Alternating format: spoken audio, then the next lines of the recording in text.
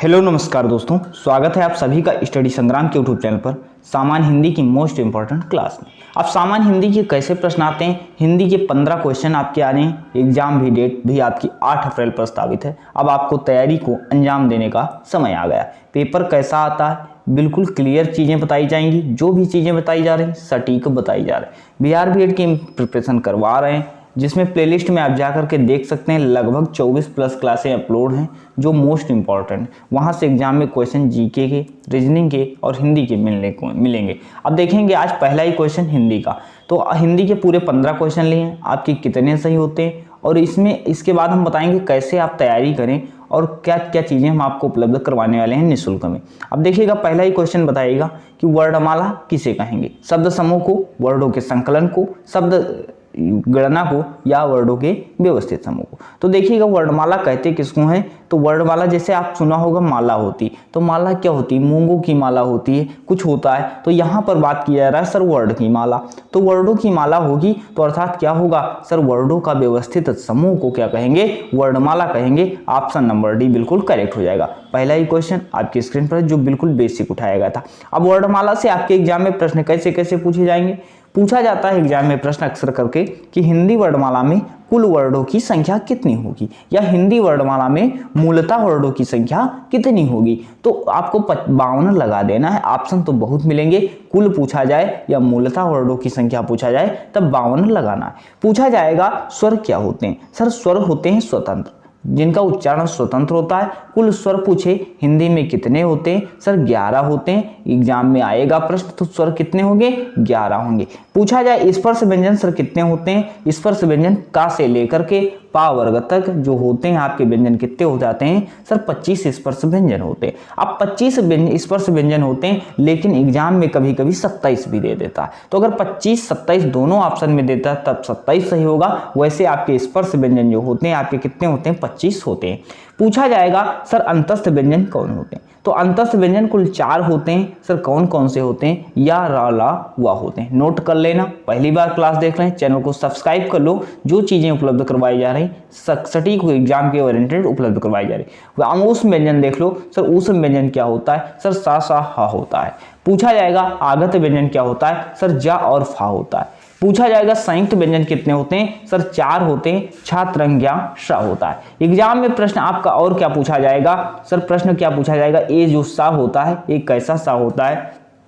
आपका सा जो ये पूछा जाएगा तो ये सा आपका कौन हो जाएगा, ये वाला सा तो आपका हो जाएगा तालु सा हो जाएगा। पूछा जाएगा ऐसा कौन सा होता है, तो दंत सा हो जाता है। पूछा जाएगा ऐसा कौन सा होगा, मूर्धन्य सा हो जाएगा। नेक्स्ट क्वेश्चन आपकी स्क्रीन पर है, अल्प विराम चिन्ह बताइएगा।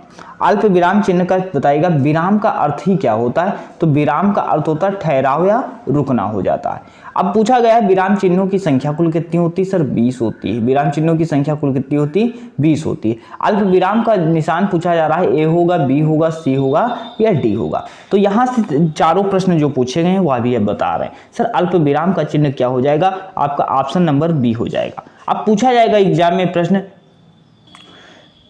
पूछा गया है आपके एग्जाम में प्रश्न अर्ध विराम का चिन्ह कौन सा होता है। तो अर्ध विराम का चिन्ह ए होता है और अल्प विराम का चिन्ह कौन सा होता है, ऑप्शन नंबर बी होता है। पूछा जाता है सर लाघव चिन्ह कौन सा होता है। लाघव चिन्ह आपका हो जाता है ये वाला हो जाता है। जैसे मान लो आप क्या लिखते हो, डॉक्टर लिखते हो, तो डॉक्टर आपको बड़ा लिखना पड़ेगा, तो इसको शार्ट करोगे तो क्या करते हो सर, डा लिख करके उसके आगे क्या लगा देते हो, ऐसे लगा देते। तो ये आपका क्या हो जाता है, लाघव चिन्ह आपका हो जाता है। नेक्स्ट पूछा जाता है कि सर ये वाला कौन सा चिन्ह होता है जिसे आप विसर्ग भी कहते हैं, ये क्या होता है, उपविराम होता है। क्या होगा, या उपविराम का चिन्ह हो जाता है, इसे विसर्ग भी कहते हैं। तो आपके में पूछा जाएगा अगर ऐसा चिन्ह तो उपविराम होगा। लेकिन नोट कर लो, ये 2 क्वेश्चन अगर पूछा जाएगा तो यहीं से पूछा जाएगा। अल्प विराम क्या होता है, ऑप्शन नंबर बी होता है। और अर्ध विराम क्या होता है, सर ऑप्शन नंबर सी क्या होगा, अर्ध विराम होगा। ये देख लो, अर्ध विराम क्या होगा, ये वाला होगा। और अल्प विराम की बात करते हैं, ऑप्शन नंबर बी हो जाएगा। नेक्स्ट क्वेश्चन आपकी स्क्रीन पर देखिएगा, निम्नलिखित में से रूढ़ शब्द कौन सा है। अब रूढ़ शब्द की बात करते हैं तो यहां पर पूछा जाता है सर शब्दों के भेद कितने होते हैं। शब्द के भेद पूछा गया, कौन से पूछा गया, सर रचना के आधार पर शब्द के भेद पूछा गया। अब रचना के आधार पर अगर शब्द के भेद पूछा जाए तो कितने होते हैं, सर 3 भेद होते हैं। कौन कौन से होते हैं? रूढ़ शब्द होता है, यौगिक शब्द होता है, योग रूढ़ शब्द होता है। अब रूढ़ शब्द की बात करते हैं तो रूढ़ शब्द क्या होता है सर? कोई अर्थ न निकले, अर्थात तो शब्द शार्ट होता है, छोटे शब्द होते हैं, और अगर शब्द होता है उसका एक ही अर्थ होता है, दूसरा कोई अर्थ नहीं होता। अब इसमें देखो सर दूसरा कोई अर्थ, जैसे पंकज, तो पंकज लिखा हुआ है, लेकिन सर पंकज का अर्थ क्या निकल रहा है सर? कमल निकल रहा है। क्या निकल रहा है? कमल निकल रहा है। सर विद्यालय है तो विद्याधन आलय होता है, यह कौन सा होता है? यौगिक शब्द हो जाता है। क्या हो जाता है? यौगिक शब्द हो जाता है। या पूछे पंकज कौन सा होगा? योगरूढ़ शब्द हो जाएगा। सर जलज पूछे तो क्या हो जाएगा? सर कमल हो जाएगा, और यह क्या होता है? योगरूढ़ शब्द हो जाता है। पूछा जाएगा सर कमल का, तो क्या कमल का कमल ही अर्थ होता है? तो यह क्या हो जाएगा? रूढ़ शब्द हो जाएगा। रूढ़ शब्द और कौन कौन से होते हैं? जैसे पशु कहीं दे दे तो क्या होगा? आपका रूढ़ शब्द हो जाएगा। पूछे कहीं आपको दे दे, क्या दे देता है? पशु देगा। पशु 2 बार बीएड एंट्रेंस में पूछा जा चुका है कि पशु कैसा शब्द है, तो रूढ़ शब्द हो जाएगा। कमल पूछा जाए कैसा शब्द है, तो रूढ़ शब्द हो जाएगा। पूछा जाए रचना के आधार पर शब्द के भेद कितने होते हैं? सर 3 होते हैं, रूढ़, यौगिक और योग रूढ़ होता है। नेक्स्ट क्वेश्चन देखिएगा, आपकी स्क्रीन पर है। अज स्त्रीवाचक शब्द को बनाने के लिए किस प्रत्यय का प्रयोग होगा? अब अच दे देता है और सुत दे देता है, 2 शब्द तो बहुत इंपॉर्टेंट है। अज दे देगा, सुत दे देगा। पूछेगा इसमें कौन सा प्रत्यय जोड़ा जाए स्त्रीवाचक बनाने के लिए, तो चाहे अज दे दे चाहे सुत दे दे, इसमें कौन सा प्रत्यय आपको जोड़ना है? सर आ प्रत्यय जोड़ देना। आ प्रत्यय आप जैसे जोड़ोगे आपका क्या हो जाएगा? अजा हो जाएगा, और सुत में आ जोड़ने से सुता हो जाएगा। तो कौन सा हो जाएगा? ऑप्शन नंबर ए बिल्कुल करेक्ट हो जाएगा। जो लोग उत्तर दे तो अज में आ प्रत्यय जोड़ने से स्त्रीवाचक शब्द आपका बन जाता है। ऑप्शन नंबर ए बिल्कुल करेक्ट हो जाएगा।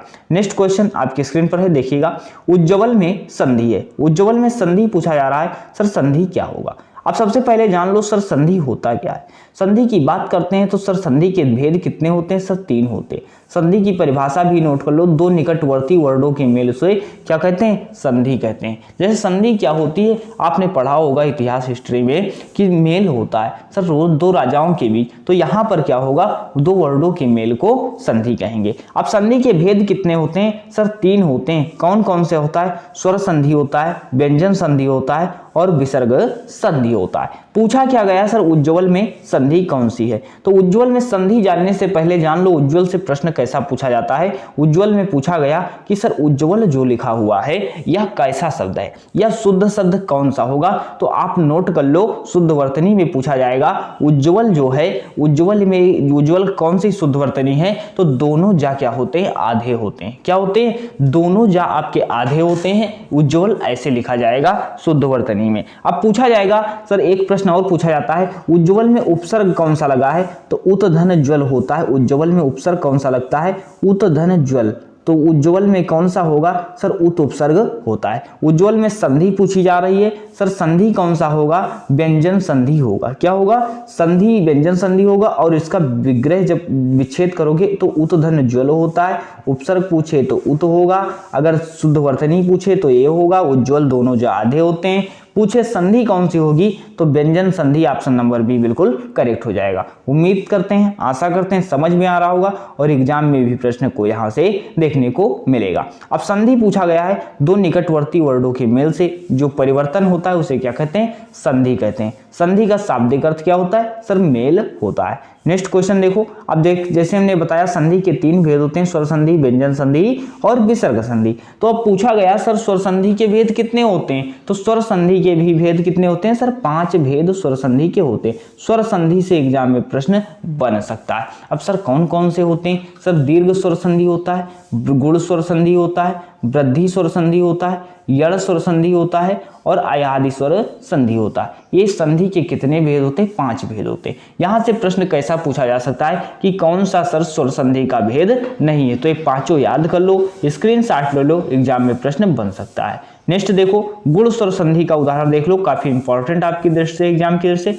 तो गुण संधि देख लो, सर कहीं भी गुण स्वर संधि मिल जाए, ए मिल जाए, ओ मिल जाए, अर मिल जाए। ए ओ अर अगर बीच में मिल रहा है सर, जैसे नरेंद्र, सुरेंद्र, उपेंद्र, नरेश, महेंद्र, ए का मात्रा आ रही है देखो सेंटर में, नरेंद्र, सुरेंद्र, उपेंद्र, नरेश, तो ये क्या है? ये गुण स्वर संधि के उदाहरण हो जाते हैं। ओ की मात्रा आ जाए, जैसे महोत्सव आ जाए, परोपकार आ जाए, लोकोपचार आ जाए, महोदय आ जाए, ये क्या होगा, गुण स्वर संधि के उदाहरण होंगे। इसी तरह अर्घ आ जाए, महर्षि आ जाए, सूर्योदय आ जाए, देवर्षि आ जाए, सप्तऋषि आ जाए, तो क्या होगा, गुण स्वर संधि के उदाहरण हो जाएंगे। नेक्स्ट क्वेश्चन आपकी स्क्रीन पर है, देखिएगा, कौन संधि का प्रकार नहीं है। अभी हमने क्या बताए थे, संधि के भेद कितने होते हैं सर, संधि के भेद सर 3 होते हैं। कौन कौन से सर, स्वर संधि, व्यंजन संधि और विसर्ग संधि। अब पूछा गया है सर कौन सा जो है संधि का प्रकार नहीं होगा, तो आपको पता ही है, स्वर संधि, व्यंजन संधि और विसर्ग संधि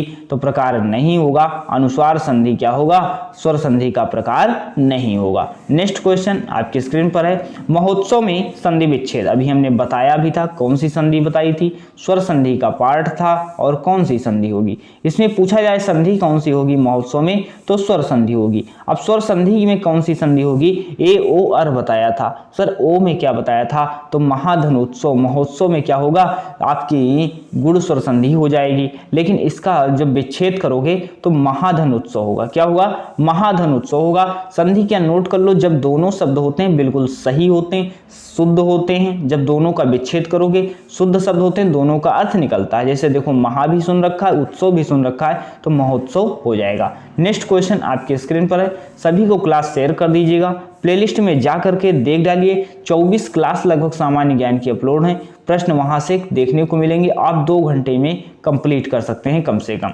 अब देखिएगा, चौराहा में समास है, समास की बात करते हैं सर, समास का अर्थ होता क्या है, तो समास का अर्थ होता है संक्षेपीकरण होता है। अब समास का अर्थ संक्षेपीकरण सर हो जाता है, तो समास पूछा जाएगा कितने प्रकार के होते हैं सर, समास कितने प्रकार के होते हैं सर, 6 प्रकार के होते हैं। कौन कौन सा होता है सर, द्वंद्व समास होता है सर, तत्पुरुष समास होता है, और द्विगु समास होता है, कर्मधारय समास होता है, और क्या होगा सर, अव्ययी भाव समास होगा, और क्या होगा, बहुब्रीहि समास होगा। तो समास कुल कितने होते हैं सर, 6 होते हैं। अब चौराहा में समास पूछा जा रहा है, तो चौराहा देख लो सर, पहला शब्द अगर संख्या में मिल जाए, पहला शब्द संख्या मिल जाए, चौराहा मिल जाए, शताब्दी मिल जाए, चौराहा मिल जाए, शताब्दी मिल जाए, या मिल जाए आपका चौराहा शताब्दी, नवग्रह मिल जाए, या आपका सप्तऋषि मिल जाए, तो ये क्या होगा, सब जो पहला शब्द संख्यावाची होगा वह क्या होगा, द्विगु समास का उदाहरण हो जाएगा। नेक्स्ट क्वेश्चन आपकी स्क्रीन पर है, बताइएगा